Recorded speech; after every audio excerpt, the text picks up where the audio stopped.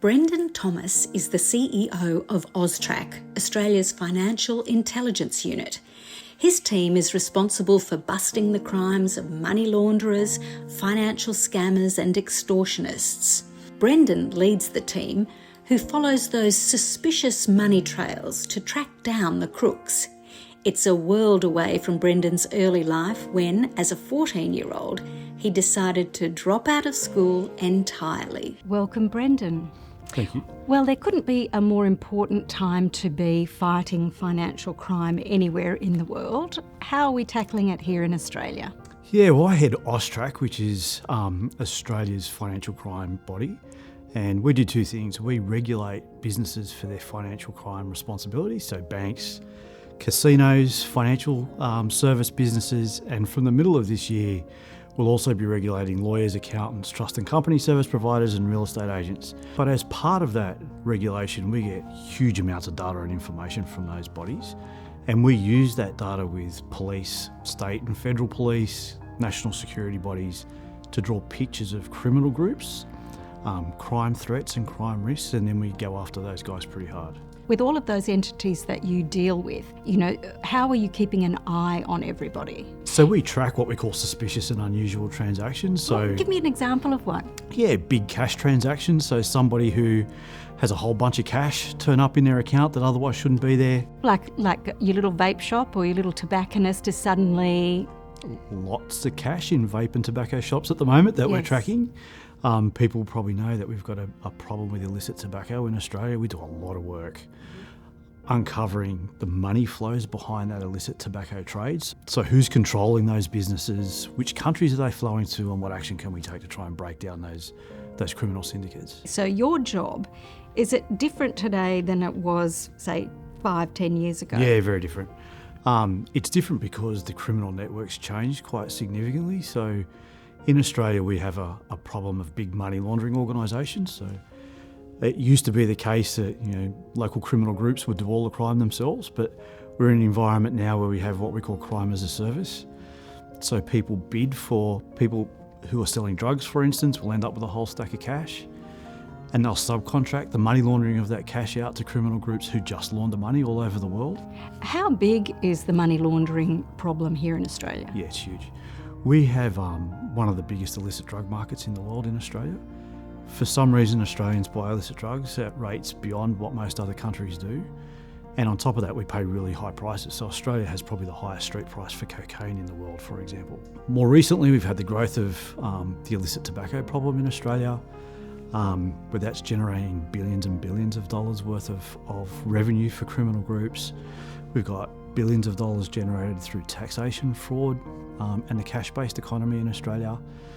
As I mentioned, the proceeds of foreign crime coming into the Australian economy. So we estimate there's at least $60 billion a year. $60 billion? $60 billion a year going through the Australian economy that's illegal and illicit. Is that bigger than it has been before? So that number is growing, but it's probably growing because we're picking up a lot more of it than we used to in the past. 2 years in the job? Yeah. Has it been an eye-opener? The volume of illicit money in the Australian economy is quite eye-opening.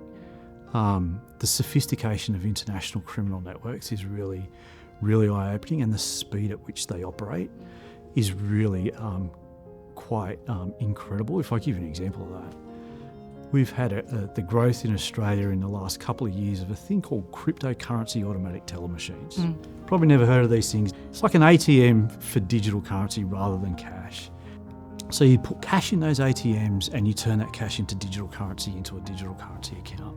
We've been following those a lot for the last year and a half, and they've been a significant source of the proceeds of scams in Australia, for instance. So we can see through our data people being conned by overseas-based scam outfits, and people putting their life savings through these digital ATM machines and it being gone in a second.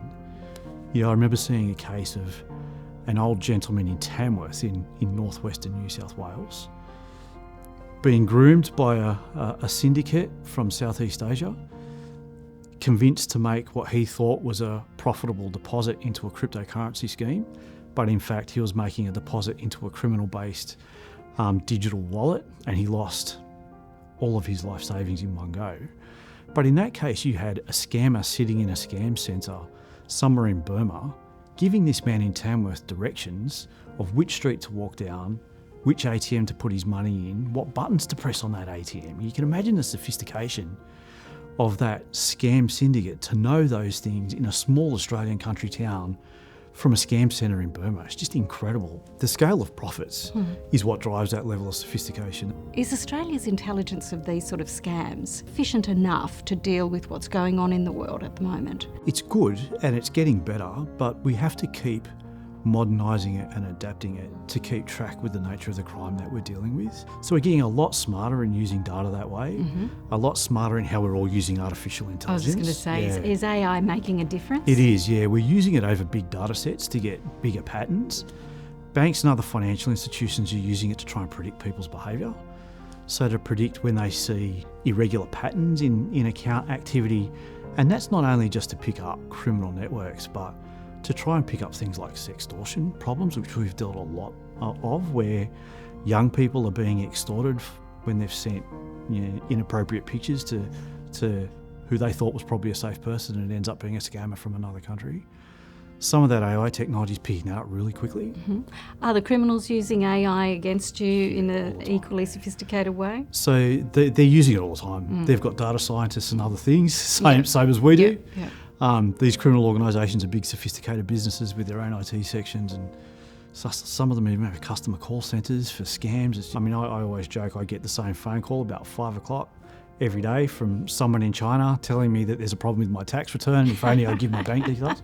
But that's AI. That's not a person. That's an automated telephone message I'm getting, and they're doing that on scale so that they can try and make as much money as possible. And successfully Successfully. Now, overhauling troubled systems has been a feature of your career. You've worked in some of the toughest and the saddest areas of justice. So the New South Wales Department of Communities and Justice, CEO of Legal Aid New South Wales, on the board of the New South Wales Crime Commission, roles with the Aboriginal Justice Advisory Council, the Crime Prevention Division, the New South Wales Attorney General's Department, and the list goes on. What has it meant to you to know that you've been effective in those roles? Yeah, I'm a Wiradjuri man, and I grew up in inner city Sydney, and some of my experiences with the police and the justice system as a teenager in Sydney weren't very good. And tell me about that. Well, just getting hassled all the time, walking down the street, pulled over, searched, stopped, racial abuse from police. This is Sydney in the 1980s, wasn't a pleasant place for Aboriginal police relations, and my constant focus has been how can we make that system better for Aboriginal people? More importantly, how can you get Aboriginal people in decision-making roles in the justice system? And some of the more successful things I've been involved in, the exciting ones, have been just that. We did a lot of work 20 years ago and still up to only a couple of years ago looking at how you get Aboriginal people involved in making court decisions. So sitting with judges and magistrates to actually make proper criminal decisions. And some of those programs have really changed the way courts in New South Wales in particular operate and the way they see the administration of justice. It's taken a little while, maybe a generation, to get that change, but working on that's been quite exciting, and playing a significant role in designing some of those things has been some of the more rewarding things I've had the privilege of doing. Do you see yourself as a role model? I haven't, but sometimes I end up being that without thinking about it. It's interesting. Often I've been the only Aboriginal person in the roles that I've been in, or the first Aboriginal person in those roles, and I often don't know that until somebody else points it out.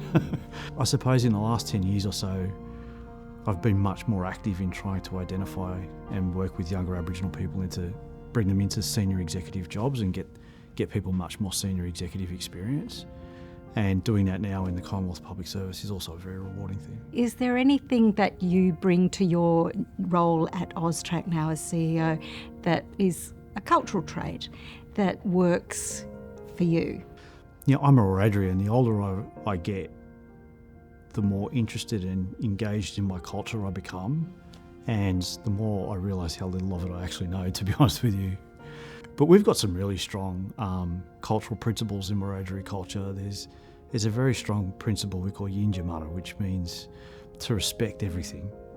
Yinjamara Wanangana means to live in a world where everything is respected. And it means to respect the way of things. You know, if the river's flowing that way, don't try and divert it somewhere else. If something has a particular way of being, respect that way of being rather than trying to alter it and force it into something else. And I've often tried to bring that kind of approach to the way I manage organisations and deal with other people and stakeholders. And I try to talk about that to non-Aboriginal people as well, to try and share those kinds of values. And I think bringing those traditional, really ancient Aboriginal values into a modern executive context is a really interesting concept for management, I think, in Australia. And as more and more Aboriginal people get into senior management jobs, the more we talk to each other about how can we not just be another senior manager, but how can we bring some of our cultural principles and values and ways of working that have worked for us for a long time kind of to the boardroom. You know, being involved in that is quite interesting. Macquarie University, Yeah. You did a Bachelor of Arts. I did. With a major in politics? Yes. Tell me about your time at Macquarie. Yeah, so it was an interesting time. I left school very young, so I left school when I turned 14. Wow. So I didn't graduate from high school. I left school and went and worked in factories, building sites, construction sites, on the back of a beer truck for a little while, drive around delivering things, lots and lots of manual labour. Had a few racial experiences in those workplaces and just came to the conclusion when I was kind of 19 or 20 that not having an education was not a good idea. And I went back and did my HSC at Granville TAFE. And so did it as an older person. And good on you. Yeah, got my HSC from there. They always, I think they call, in Australia, we often call the TAFE Blackfellas High School because there's a lot of Aboriginal people that do so well at school. I've never heard that, by the way. Go to TAFE, do okay in TAFE. My brother did the same thing. And I got some pretty good marks through Granville TAFE and got into Macquarie University. But I'd never been to that side of Sydney before. So that was quite new to me. I'd kind of grown up in the inner city, never been over to the northern part where Macquarie was. And before you get to that bit, it does show a great determination. You have a great determination in your character. Yeah, I think so. Yeah. I like to try and get better and succeed and look at how I can improve myself and the world that I'm living in. But yeah, it was an interesting time. I felt it was quite an intimidating experience, I think, for me at least. And why was that? Well, I felt like a fish out of water. I think I didn't expect growing up to end up at university. As I say, I left school when I was 14, and in my mind, I was going to be doing physical manual labour for most of my life. And so having the opportunity to go to university was quite different. And I felt that challenge to succeed there in an environment that I really wasn't familiar with. And I was a little bit older, I think, than a lot of the other people that I was in class with.